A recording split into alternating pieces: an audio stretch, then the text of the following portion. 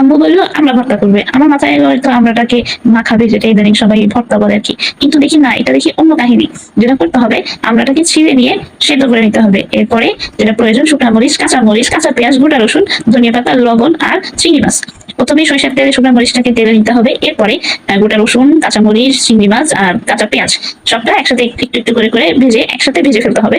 সাথে একটু পরিমাণ মতো লবণ দিয়ে নিতে হবে। এরপরে সিদ্ধ করে রাখা সেই আমড়াটাকে পাটা পোতার সাহায্যে এভাবে ছেঁচে নিয়ে ভেতর থেকে আঠিটা ফেলে দিতে হবে। এভাবেই প্রতিটা আমরা আঠি বের করে নিয়ে পুরোটাই এভাবে মিহি করে ভেজে ফেলতে হবে।